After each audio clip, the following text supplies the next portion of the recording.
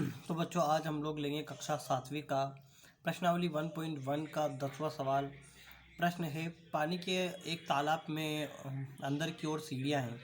एक बंदर सबसे ऊपर वाली सीढ़ी यानी पहली सीढ़ी पर बैठा हुआ है।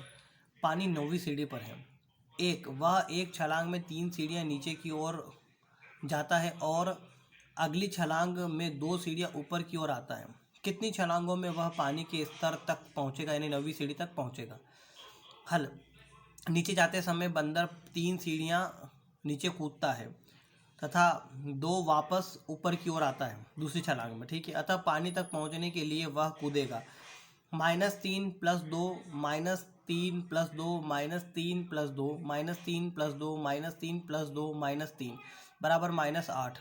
अतः उसे पानी तक छलांग लगाने के लिए 11 बार छलांग लगानी पड़ेगी, ठीक है। एक तरीका तो इसका ये है कि इस तरह से आप इसको कर दें, ठीक है ना। अब दूसरी विधि से हल करते हैं। दिया है पानी तालाब में 9वीं सीढ़ी पर है और बंदर पहली सीढ़ी पर बैठा हुआ है। पहली छलांग में वह 3 सीढ़ी नीचे जाता है और दूसरी छलांग में वह 2 सीढ़ी ऊपर की ओर आता है। पानी 9वीं सीढ़ी पर है। अतः बंदर को 9वीं सीढ़ी तक पहुंचने के लिए लगाई गई छलांग, पहली छलांग में 1 + 3 बराबर 4 हो जाएगा, 4 सीढ़ियाँ। दूसरी छलांग में 4 - 2 बराबर 2 सीढ़ियाँ। तीसरी छलांग में 2 + 3 बराबर 5 सीढ़ियाँ।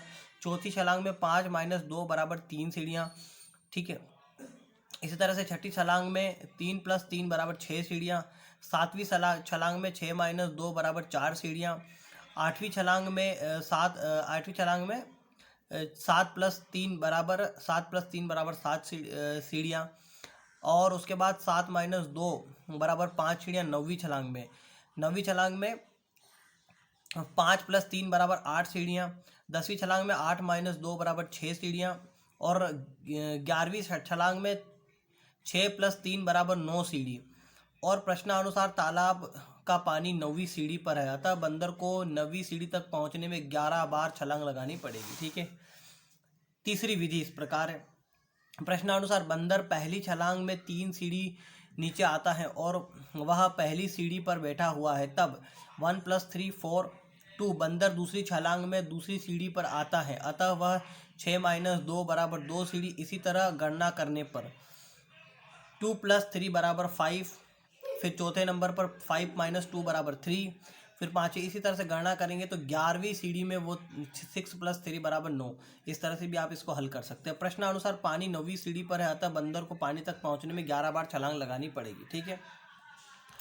पानी में जाने के बाद बंदर ऊपर आना चाहता है, वापस आना चाहता है। इस कार्य के लिए वह एक छलांग में 4 सीढ़ियाँ ऊपर की ओर एवं अगली छलांग में 2 सीढ़ियाँ नीचे की ओर जाता है। कितनी छलांग में वह वापस ऊपर वाली सीढ़ी पर पहुंचेगा। हल पहली विधि से तालाब के पानी के बाद वह इस तरह ऊपर की ओर कूदेगा, ठीक है ना। तो यह इसकी पहली विधि है, ठीक है ना। 4 - 2 + 4 - 2 + 4 बराबर 8। अतः वापसी के लिए उसे 5 बार छलांग लगानी पड़ेगी। इस सवाल को हल करने के लिए वह विधि जो आसानी से समझ में आएगी, मैंने इस पर अपनी एकेडमी में हज़ारों बच्चों को सिखाया है। ऐसे सवालों को हल करने के लिए और गौर से प्रश्न को पढ़े, उसमें कहा क्या जा रहा है। आपके इस प्रश्न में 2 बातें ध्यान देने वाली हैं। एक, तालाब का पानी 9वीं सीढ़ी पर है, अतः बंदर जो 9वीं सीढ़ी पर खड़ा है, क्योंकि पानी 9वीं सीढ़ी पर है। तब 9वीं सीढ़ी से जब वह ऊपर जाने के लिए छलांग लगाए तो वह एक छलांग में 4 सीढ़ी तय करता है। तब 9वीं सीढ़ी पर खड़ा होगा। तब 9वीं सीढ़ी से ऊपर की ओर 4 सीढ़ी कूदा। 9 - 4 बराबर 5 सीढ़ी रह गई, ठीक है ना। और दूसरी छलांग में वह 2 सीढ़ियाँ पीछे की ओर कूदा, ठीक है। तो 5 + 2 बराबर 7, फिर 7 - 4 ऊपर की ओर जाएगा बराबर 3, फिर 3 और फिर अगली छलांग में 2 नीचे की तरफ आएगा वो, यानी तो 3 + 2 बराबर 5, फिर अगली छलांग में वो ऊपर की ओर जाएगा तो 5 - 4 बराबर 1। इस प्रकार ये 5वीं छलांग में वह पहली सीढ़ी पर पहुंच जाएगा जहां से उसने छलांग लगाकर वो 9वीं सीढ़ी पर पहुंचा था, ठीक है। इस प्रकार के प्रश्नों को हल करने के लिए इस प्रकार के इस प्रकार गोले में जो अंक है उतनी छलांगों में बंदर पहली सीढ़ी पर पहुंचेगा, ठीक है, यानी ऊपर की ओर पहुंचेगा। इसी तरह से अगर वह पहली सीढ़ी पर खड़ा हो तो पानी 9वीं सीढ़ी पर है, तब पहली छलांग में वह 3 सीढ़ी नीचे जाता है, तब 3+1+3 बराबर 4-2। इसी तरह से हम गणना कर सकते हैं इसकी भी, और इस तरह से उस पहले वाले सवाल को भी इस तरह से आप हल कर सकते हैं, ठीक है ना। तो ये स्पेशल एक विधि मैंने आपको बताई, इस तरह के सवालों को हल करने के लिए स्पेशल ट्रिक ये हमारी जो रही है वो मैंने आपको बताई, ठीक है। उत्तर 8 सीढ़ियाँ नीचे जाने को निरूपित करता है, तो बी में योग किस। अच्छा, कोई और सवाल हम लोग लेते हैं इसमें से, ठीक है। तो अगला जो आपका प्रश्न है उसका उत्तर है कि 8 सीढ़ियाँ नीचे जाने को निरूपित करता है, तो वह बी में योग 8 किसको निरूपित करेगा। तो बी में 8 का अर्थ होगा 8 सीढ़ियाँ, ठीक है।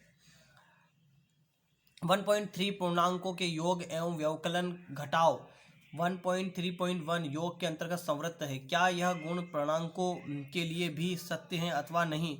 पूर्णांकों के कुछ युग्म नीचे दिए जा रहे हैं, नीचे दी हुई सारणी को देखिए और इसका परीक्षण हमको करना है, ठीक है। तो आप यहाँ पर जोड़ना देख सकते हैं, ठीक है ना। कहीं कुछ समझ में ना आए तो हमें बता सकते हैं, और परिणाम में हमें पूर्णांक प्राप्त हो रहा है, क्योंकि पूर्णांक में माइनस की संख्या भी होती है, प्लस की संख्या भी होती है और जीरो भी होता है, ठीक है ना।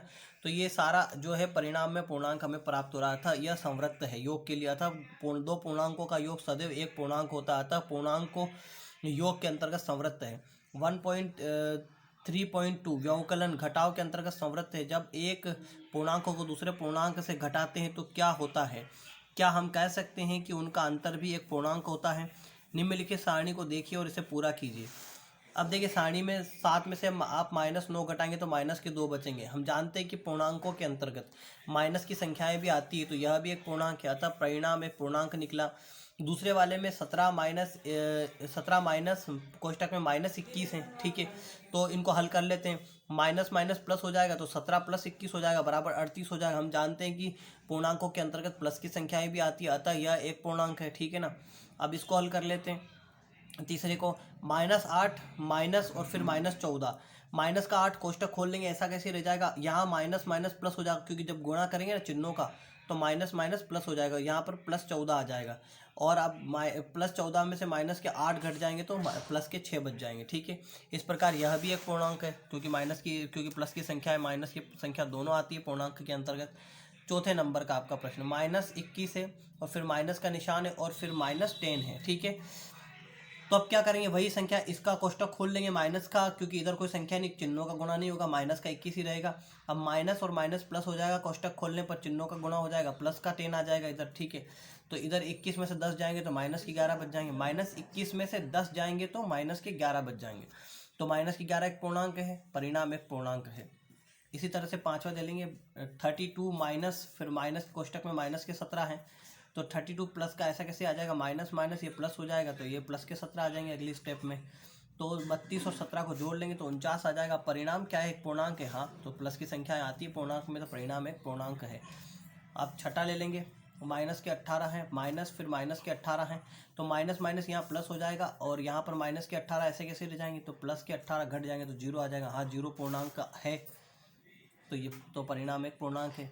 सातवां ले लेंगे, माइनस के 29 है और माइनस का 0 है, तो यहाँ पर माइनस के 29 ही रह जाएंगे, क्योंकि माइनस का 29 आएगा, फिर उसमें से माइनस के 0 घटाएंगे तो माइनस के 29 ही रह जाएंगे। परिणाम एक पूर्णांक है, हाँ तो एक पूर्णांक है।